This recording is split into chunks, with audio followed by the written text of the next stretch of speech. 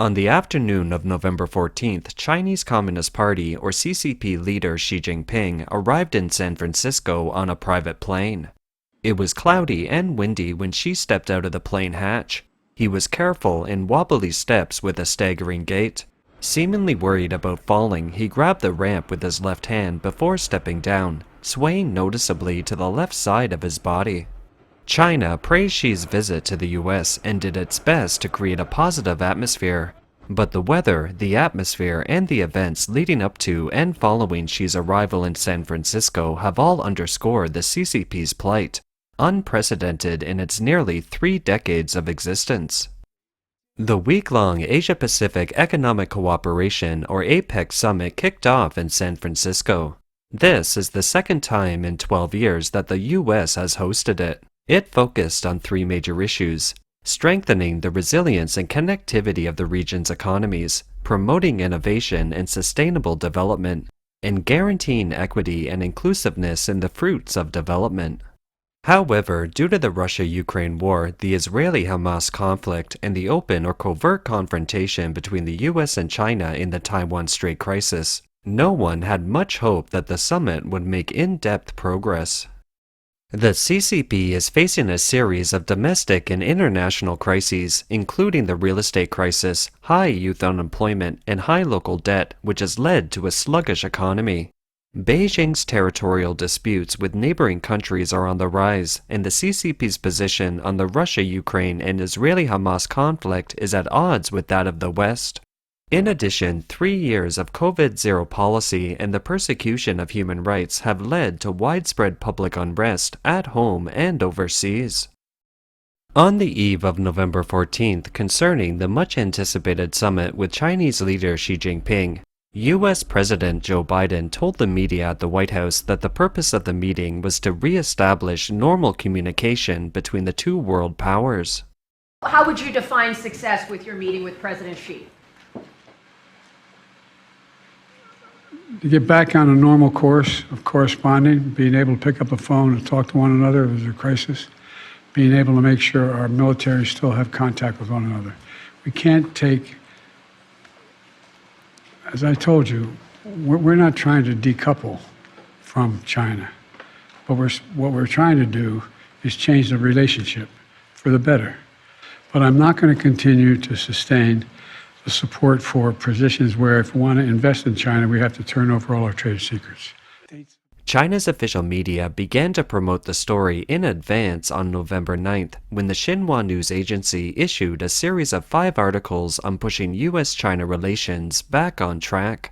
These articles attempted to create a sense of direction, emphasizing the easing of relations between the two and that the relationship was getting better.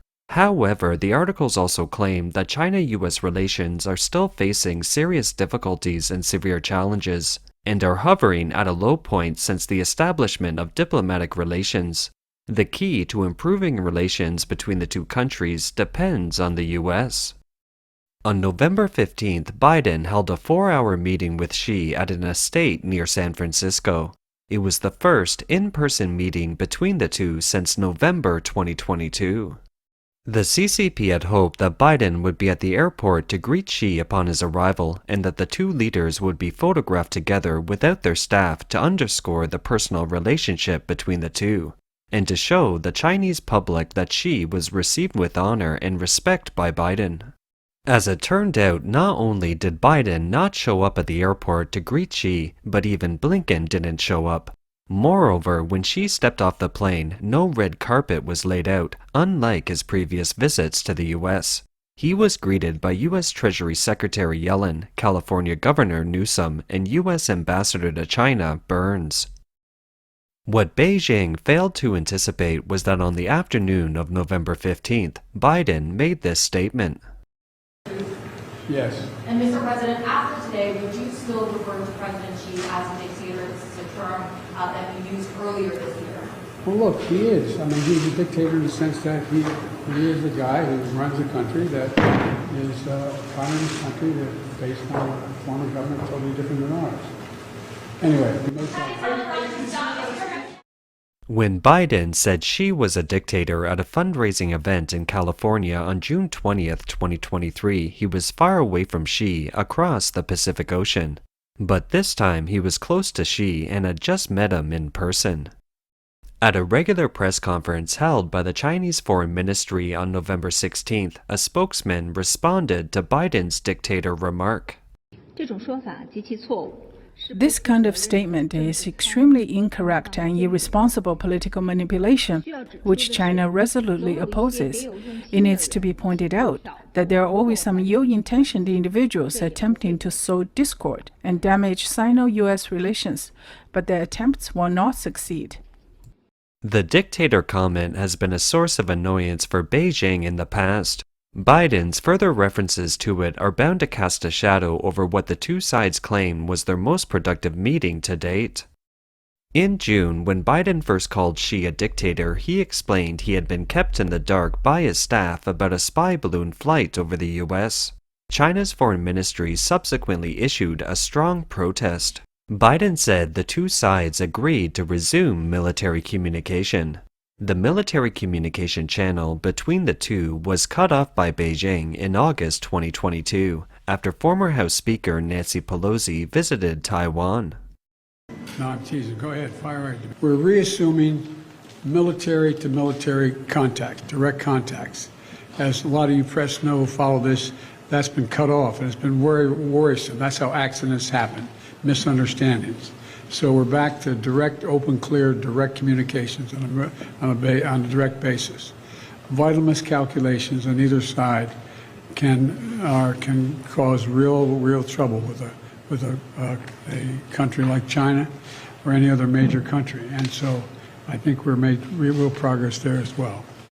A release from Xinhua, China's official news agency, said the two sides agreed to resume high-level military communications. They also agreed to launch a working meeting between the Departments of Defense, a meeting of the U.S.-China Maritime Military Security Consultation Mechanism, and carry out a call between leaders of the Chinese and U.S. military theaters. Former Chief China Advisor for the U.S. State Department Yu Mao-chuen questioned the usefulness of the U.S.-China military hotline. He said that all past military hotlines with Beijing had proved futile. For example, in both the 1999 Belgrade embassy bombing and the 2001 collision between a U.S. military plane and a Chinese interceptor, Chinese military leaders refused to take calls from Washington. Yu wrote, "Even if Xi Jinping agrees to set up a hotline in San Francisco, the likelihood of his generals answering the phone in a time of crisis is likely to be zero." The US and China have also had substantive exchanges on the topic of Taiwan. Responding to China's reference to forceful reunification of Taiwan, US officials said Biden stated that the US position was to maintain peace and stability in the region. Biden asked China to respect Taiwan's January election process. The fact that President Biden once again used the meeting opportunity with the Chinese leader to openly reiterate the U.S. stance in support of the importance of maintaining peace and stability of the free Taiwan Strait, the Foreign Ministry felt affirmed and welcomed. Taiwan remains the biggest source of contention between the U.S. and China. A test will be next January's presidential election in Taiwan. Biden and his affiliates are watching to see what Beijing intends to do. U.S. officials are gearing up for an unexpected move from the CCP. Although several agreements were reached at this summit, there were no breakthroughs between the U.S. and China on key differences. These differences include the Taiwan issue, the South China Sea, the Russia-Ukraine war, U.S. export controls, and the Israeli-Hamas war. These differences will continue to challenge the U.S.-China relationship. The U.S.-China Economic and Security Review Commission of the U.S. Congress officially released its 2023 annual report on the same day that Chairman Xi arrived in San Francisco, providing a systematic assessment of the CCP's challenges to the U.S. and the CCP's threats to the world. The report emphasizes that the CCP is currently facing serious internal and external challenges. But the regime has not only failed to consider making any changes, but has also stepped up its aggressive actions. In addition, the Commission recommends that the U.S. government consult with its European allies on plans and preparations for economic sanctions against China, to prepare for scenarios such as a crisis in the Taiwan Strait or an increase in CCP aid to Russia. U.S. Representative Ken Calvert warned ahead of the summit that any agreement with the CCP would actually only hurt the American people because the CCP would not honor the agreement.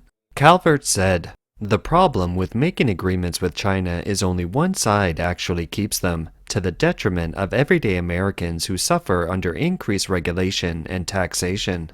Senator Jim Risch said, "There is no such thing as healthy economic competition with China. China wants to harm U.S. national security and undermine our economic prosperity. For the CCP, there is no distinction. The Biden admin needs a reality check." For the omen-obsessed Chinese, Xi's trip to San Francisco had a depressed atmosphere.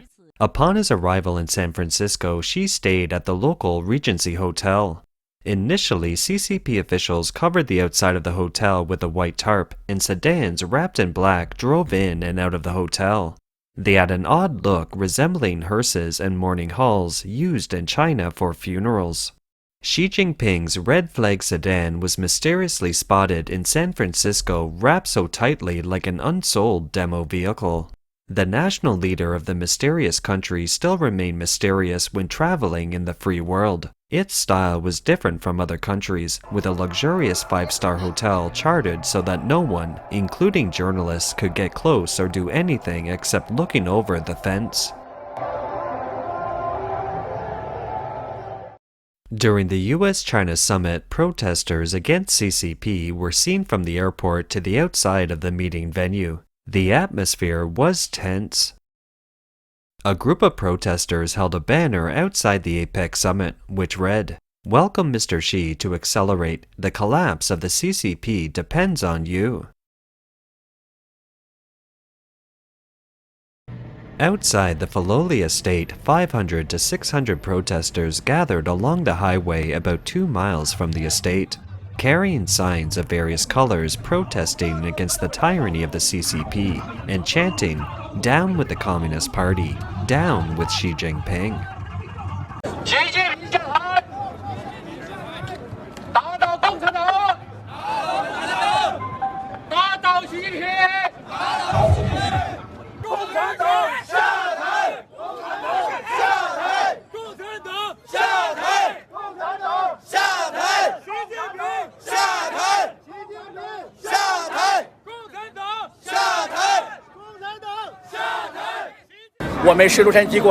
We are from Los Angeles. Yesterday, about 200 of us came from Los Angeles. We have fought all night since yesterday afternoon. Many of us took off work, and some even quit their jobs in order to come and protest. Why did so many people come, and why do you see so many people from all over the US, Canada and Holland, Europe, including many of our brothers and sisters who aren't Chinese? It's because of the CCP's tyrannical rule and evil regime, bringing disaster everywhere. We are all victims.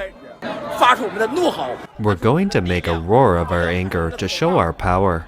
We're going to shout our slogan, "Down with the communist bandits and traitors," and put an end to the cancerous Communist Party. A Chinese pro-democracy activist who went to the protest site posted on the social media platform X, "We made a big circle and couldn't even break through to the entrance of the hotel. A person who wants to lead the world but fears the people to such an extent is really a disgrace." On the same day of November 15th, outside the venue of the APEC summit in San Francisco, large groups of protesters gathered on the streets to protest. An American senior was seen holding a loudspeaker and shouted, "Down with the Communist Party." The protesters joined him in chanting, "Down with the Communists." As a convoy of CCP officials passed by the chanting protesters, American police manning the roadside were probably curious, as it was likely the first time they saw so many Chinese protesting against the CCP government. Free all the political prisoners! Free all the political prisoners! The protesters gathered outside the Chinese consulate too. They came from all walks of life, ranging from Han Chinese activists to those from Tibet, Xinjiang, and Hong Kong. They waved a variety of flags and held different banners such as Free Inner Mongolia, Free Yunnan, Free Hong Kong, and Free Tibet.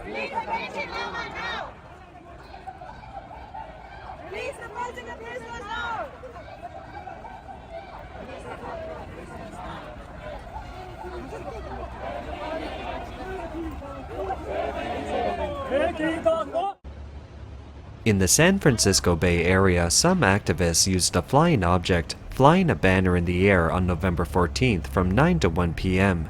It read, "NCCP, Free Hong Kong, Free China, Free Tibet, Free Uyghur." Here is a truck with NCCP and Chinese Communist Party on its body, calling for an end to the regime.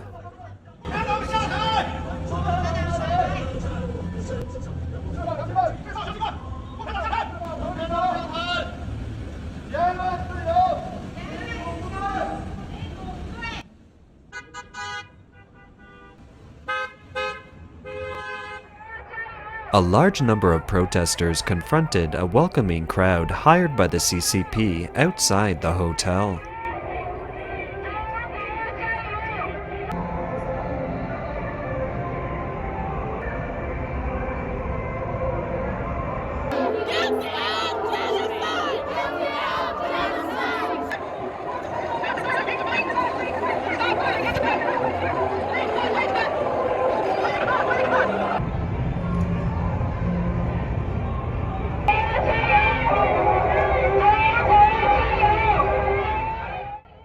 Some exiles from mainland China claim that those little pinks were paid to be there.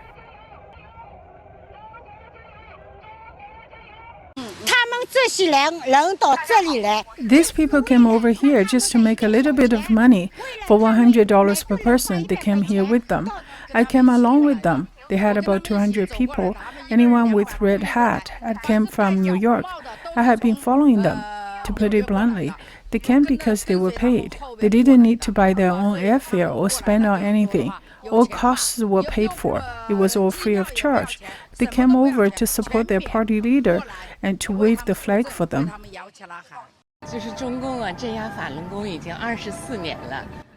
It has been 24 years since the CCP started persecuting Falun Gong. The persecution has caused indescribable suffering to our family. We have been telling people about the persecution peacefully and rationally, based on the principles of truthfulness, compassion, forbearance.